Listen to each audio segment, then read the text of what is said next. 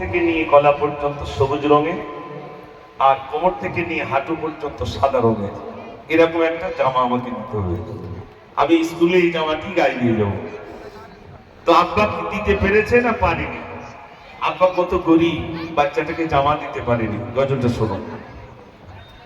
সবাই বসুন বইব এবার এমন ঘটনা, মা ও পিতির কান্নাকাটি একেবারে শোনো না। সবাই বসুন বলব এবার এমন ঘটনা, মা ও পিতির কান্নাকাটি একেবারে শোনো না। কবি লিখছেন, মন দিয়ে শুনবেন।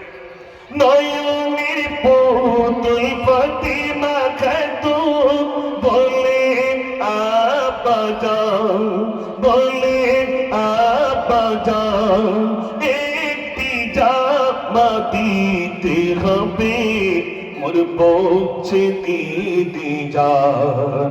পিতা বলে বল সোনা দেরি করিস না, কাজে যাবো আমি ওরে কেন বলিস না।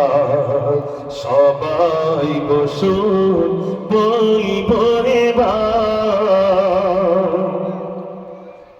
কবি লিখছেন,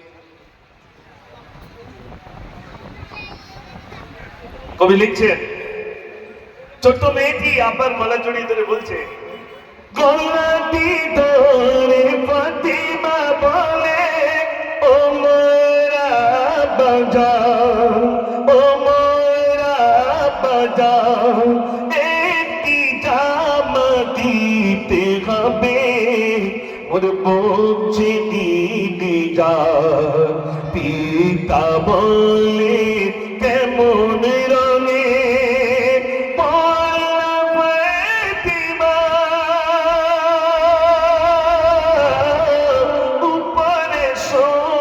নিচে সাদা, তুমি তাকিয়ে দেখো না।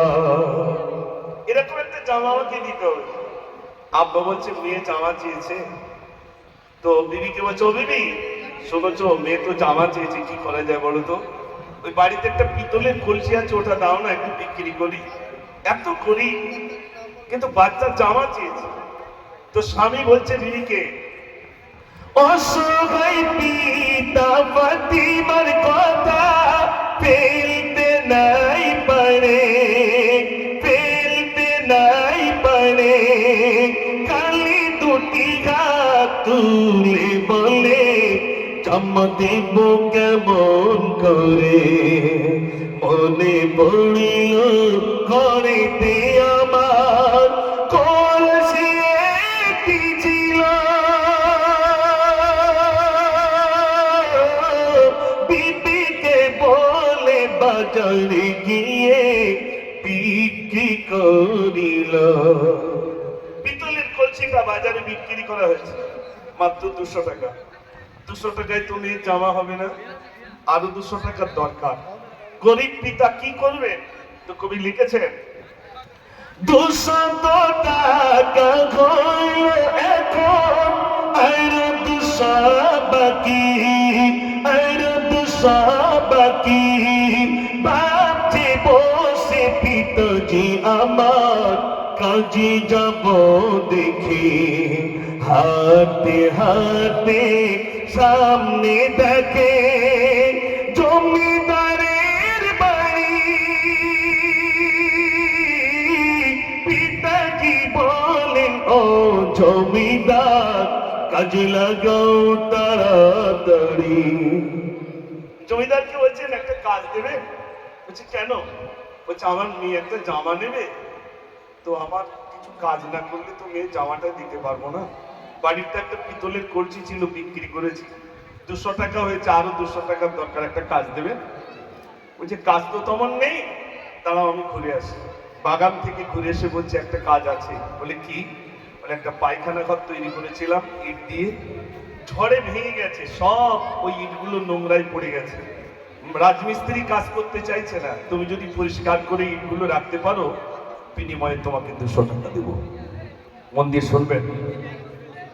জমিদার বলেন শোন বাবু, কাজটা ওই আছে, পায়খানা গুলো লেগে আছে ওই কাঁচা ইটের মাঝে।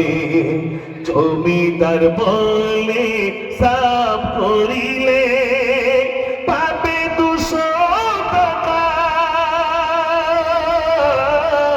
সুইপারের কাজ করতে হলো মনে শুধুই ব্যথা।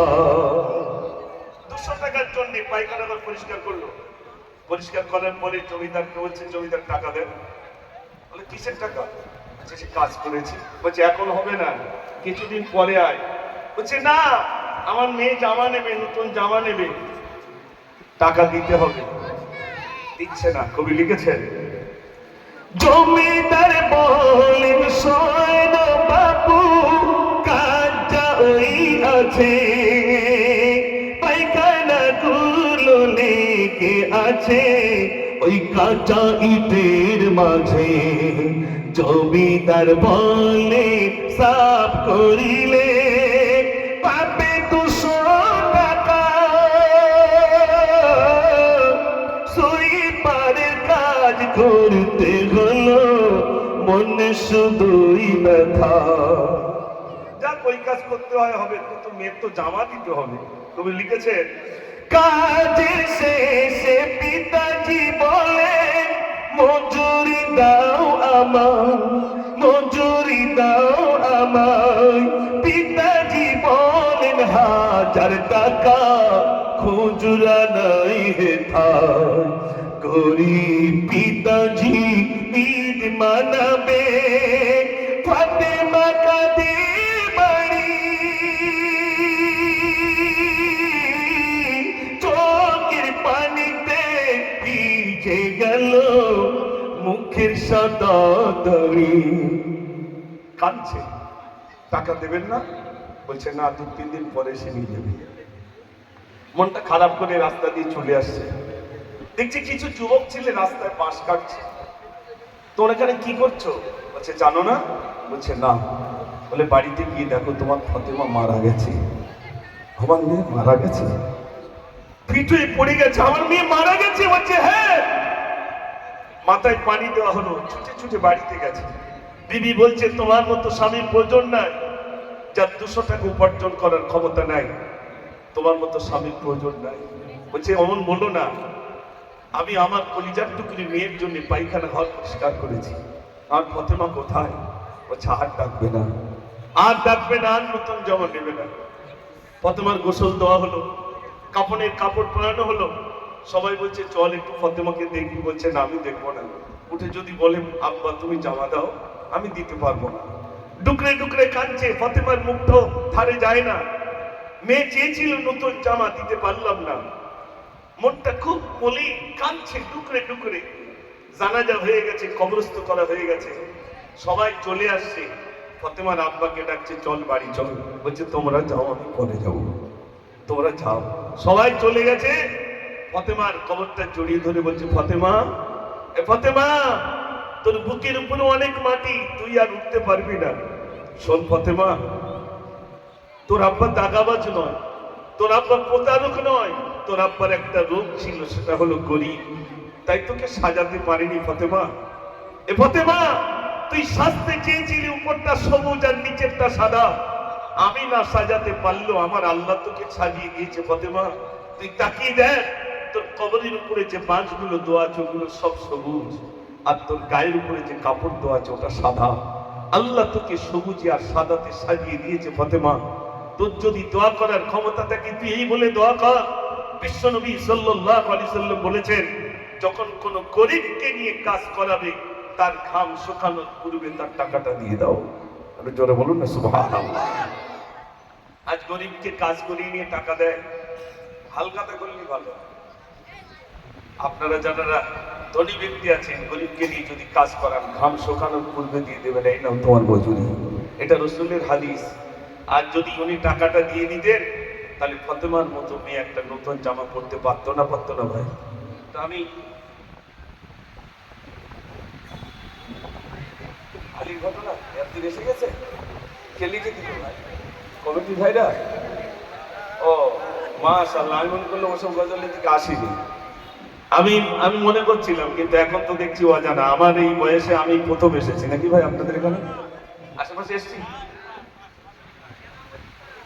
ও গত বছর এসেছিলাম। ও তার আগের বছর, আমার মনে নেই কখন কোথায় যাচ্ছি, কিছু মনে নেই। আর রাস্তা তো এদিক ওদিক, এদিকে খুব বেশি আসা হয় না।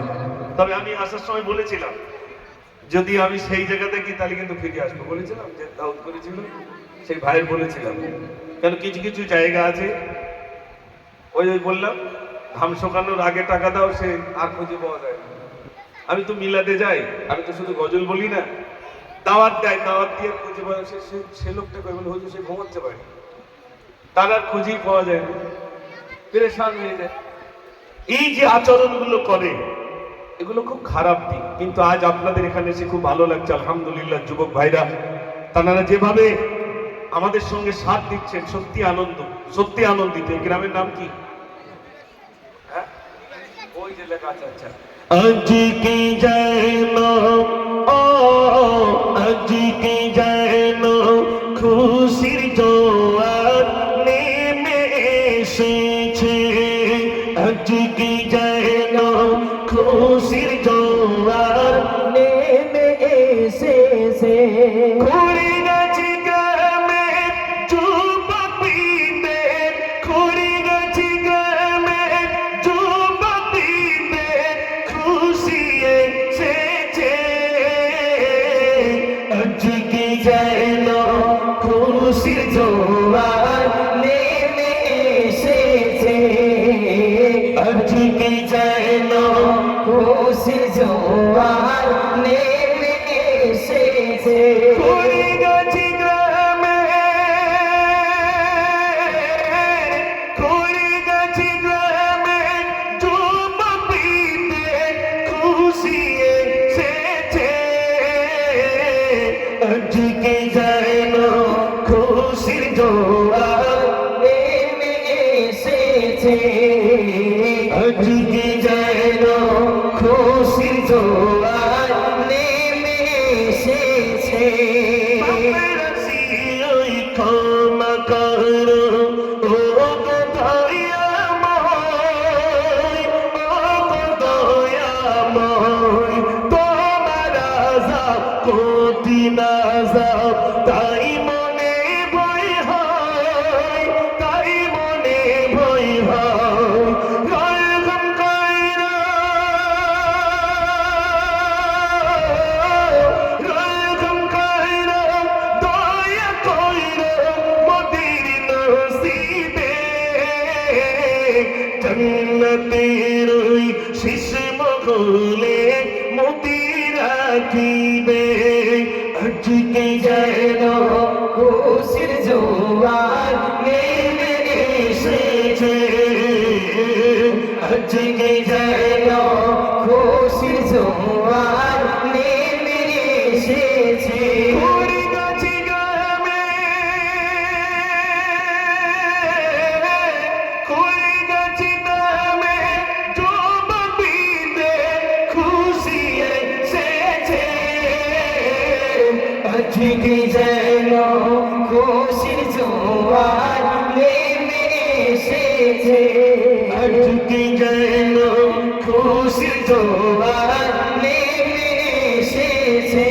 বাপের সিয়াই ক্ষমা করো ও দয়াময়, ও দয়াময়, তোমার আযাব কঠিন আযাব, তাই মনে ভয় হয়, তাই মনে ভয় হয়।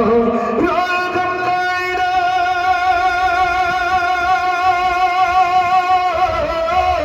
রহম কইরা, দয়া কইরা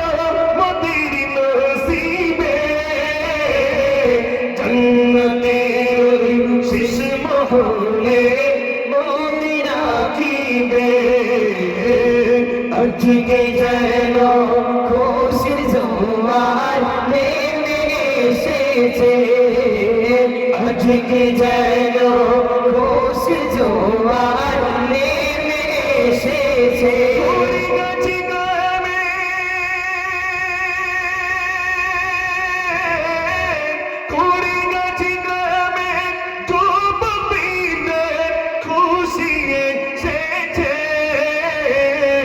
আজকে যেন খুশির জোয়ার নেমে এসেছে আজকে যেন খুশির জোয়ার নেমে এসেছে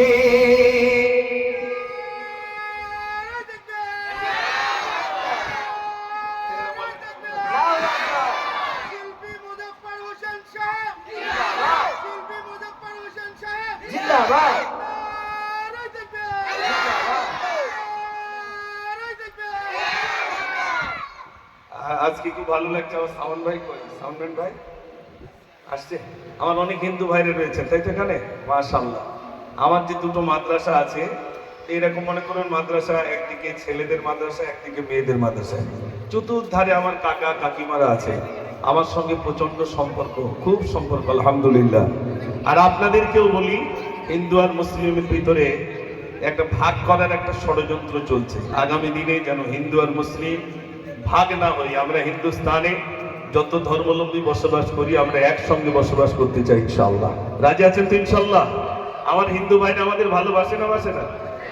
বিরাট ভালোবাসেন। আমরা হয়তো অতটা বাসতে পারি না। যদি বলেন কেন, পিজি হসপিটালে গেছেন, বলুন তো ডাক্তার বেশি হিন্দু না মুসলিম? হিন্দু। যদি দেখে তোমার মুখে দাড়ি আছে, টুপি আছে, তোমার দেখবো না, কিছু করার আছে? কিন্তু তানারা কোনোদিন বলেন? বরং জিজ্ঞেস করেন, আপু কি হয়েছে বলুন। মায়েরা গেলে, বর কাপড়ে গেলে বলে, মা কি হয়েছে বলুন। তাহলে একজন হিন্দু ডাক্তার, তিনি আমার ইসলাম ধর্মাবলম্বী একজন মহিলাকে মা বলে সম্বোধন করেন, তাই তো?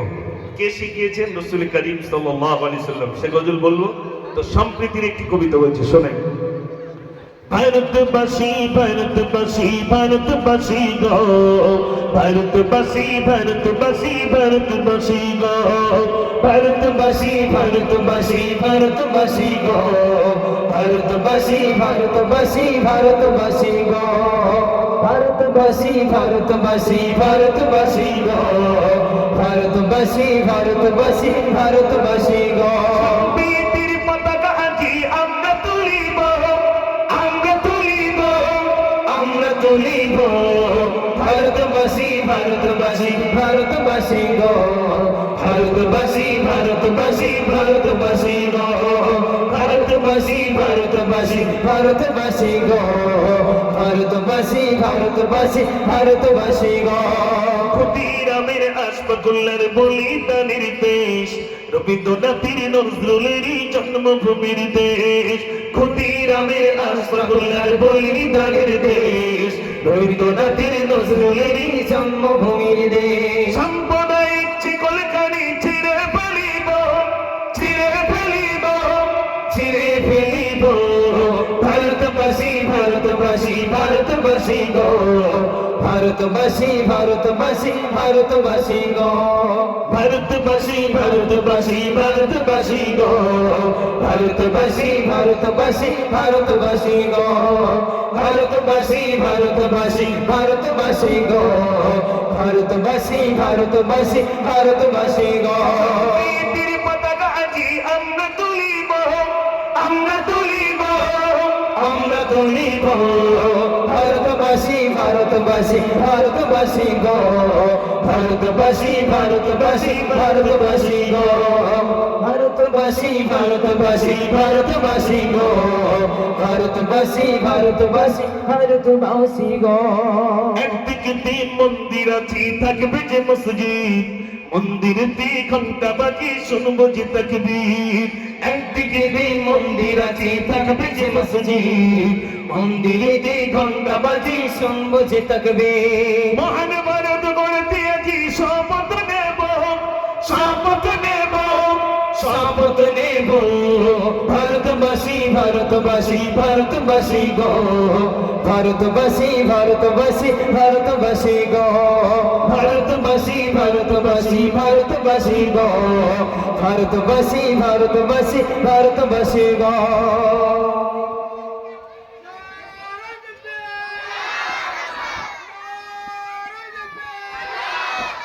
শিল্পী মুজফ্ফর হোসেন সাহেব শিল্পী মুজফ্ফর হোসেন সাহেব কুড়িগাছি যুব কমিটি বৃন্দ আওয়াজ কমলে হবে না, একদম যে সময় পর্যন্ত আমরা নির্বাচিত সময় সেই পর্যন্ত ইনশাল্লাহ হবে, আওয়াজ কমবে না। যুবক ভাইরা সত্যি ভালো লাগছে, তবে আপনারা একটু স্টেজে আসলে ভালো হতো। যুবক ভাইরা একটু সামনের দিকে আসা যাবে না স্টেজের দিকে? আপনারা এখানে এসে বসুন না, তো কি আছে? হ্যাঁ, যুবকরা একই ড্রেস পরেছেন, কত সুন্দর দেখাচ্ছে, আলহামদুলিল্লাহ। আসেন সামনের দিকে আসেন। ও অনেকজন আছে তো, আচ্ছা ঠিক আছে ঠিক আছে, মাশাআল্লাহ। আমি মদিনায় আর কি এই আপনার আমার ভিসা বা টিকিট হওয়ার আগে একটা গজল লিখেছিলাম মদিনা নিয়ে, যেহেতু এখানে হাজী সাহেবরা অনেকেই আছে মাশাআল্লাহ। 2008-এ যখন গিয়েছিলাম তখন বলেছিলাম, কি বলবো হজেরি সফরের কথা, স্মৃতিগুলো সব চোখে ভাসে, খোদার মেঘে বান্ত করে 120টি রহমত ঝরে। কি বলবো হজেরি সফরের কথা, স্মৃতিগুলো সব চোখে ভাসে। দুইটি কাপড় হাজি পরিধান করে, সুন্নতুল ইহরাম নামাজ পড়ে, উমরা নিয়েতে চলে হাজি, দুনিয়ারি মায়া সবই ভুলে। কি বলবো হাজেরি সফরের কথা, স্মৃতিগুলো সব চোখে ভাসে। এই সমস্ত গজলগুলো ইনশাল্লাহ ঘটনামূলক গজল আপনাদের কাছে শোনানো হবে। আর একটা গজল শোনাবো, সেটা হলো এখানে মায়েরা আছেন আর আমার যুবক ভাইরা আছেন, শোনেন। ওই যে ভাই লিখে দিয়েছেন, মনে করুন ওই আপনাদের ওই স্কুল তো ভাই, হ্যাঁ ওই স্কুলের ওখানে মনে করুন একটা ঝামেলা হচ্ছে। ঝামেলাটা কি? একটা বাচ্চা কাঁদছে, তো যুবক ভাইরা কি জিজ্ঞেস করছে, বাচ্চা তুমি কাঁদছো কেন? বলছে আমার মা আমাকে ফেলে চলে যাচ্ছে। বলে কই? ওই চলে যাচ্ছে আমার মা। যুবকরা ছুটে গেল মহিলার কাছে, মহিলা তোমার ছেলে কাঁদছে, তুমি কোথায় যাও? মহিলা বলছে না আমার বিয়ে হয়নি তো ছেলে কোথায়? ও ছেলে আবার না। ছেলে বলছে ওটা আমার মা, মহিলা বলছে ও ছেলে আবার না। এই ঘটনা আপনাদের কাছে শোনাবো মায়েরা যারা আছেন। আপনারা এই গজল কবে শুনেছেন আমি জানি না, তবে শুনলে বুঝবেন ইনশাল্লাহ কি গজল আপনাদের কাছে আমি উপহার দেব। এই জন্যে আমি প্রথমেই বলেছি সেলাইন একসঙ্গে দেওয়া যায় না, আস্তে আস্তে আস্তে দিতে হয়, ধৈর্য ধরে বসতে হয়। এখন মানুষের ধৈর্য খুব কম। ডাক্তারের কাছে গিয়ে ডাক্তার তাড়াতাড়ি করেন তাড়াতাড়ি করেন, আর রোগটা কি একদিনের অত সহজে সারবে? সেলাইন দিতে হবে, তার সঙ্গে ইঞ্জেকশন পুশ করতে হবে আস্তে আস্তে, তারপর বলবে 48 ঘন্টা পর তারপর দেখা হবে, ঠিক কিনা ভাই? কিন্তু আমরা খুব ব্যস্ত লাগাই, ব্যস্ততা না করে বরং বসুন। আমি শিল্পী মোস্তফা গোলদারের কাছে দিচ্ছি, সে আবার বাচ্চাদের উদ্বুদ্ধ করার জন্য দুটো একটি গজল বলবেন, তারপরে আমি আবার ইনশাল্লাহ ঘটনামূলক গজল। হাজী সাহেবরা রয়েছেন মাশাআল্লাহ। আমি তো এই বছরই লিখেছিলাম, মদিনার মাটি যদি পাই রাসূলুল্লাহ, সুরমা করে দেব বারবার। মদিনার মাটি যদি পাই রাসূলুল্লাহ, সুরমা করে দেব বারবার। মদিনার মাটি যদি পাই রাসূলুল্লাহ, সুরমা করে দেব বারবার। যদি যেতে নাহি পাই সোনার মদিনায়, যদি যেতে নাহি পাই সোনার মদিনায়, দিও দেখা স্বপ্নে ও গো রাসূলুল্লাহ, সুরমা করে দেব বারবার। মদিনার মাটি যদি পাই রাসূলুল্লাহ, সুরমা করে দেব বারবার। মদিনার মাটি যদি পাই রাসূলুল্লাহ সুরমা করে দেব বারবার। এই গজলটা আমি এখনো পুরোপুরি বলবো না ইনশাল্লাহ, এটা আপনাদের জন্য রাখলাম, এটা আমি বলবো ইনশাল্লাহ। আর 2008-এ যখন এবং 2010-এ হজপাকে গিয়েছিলাম, কি কি ঘটেছিল আজ হিসাবে এখানে আছেন ইনশাল্লাহ, সেটা বললে ওনারা বুঝবেন যে না একদম যেটা কবিতা লিখেছে সেটাই আমাদের জীবনে ঘটেছে, সেটাই ইনশাল্লাহ বলবো। আর ওই মা ছেলের কি হয়েছিল না হয়েছিল, কি বিচারটা হয়েছিল সেটা আপনাদের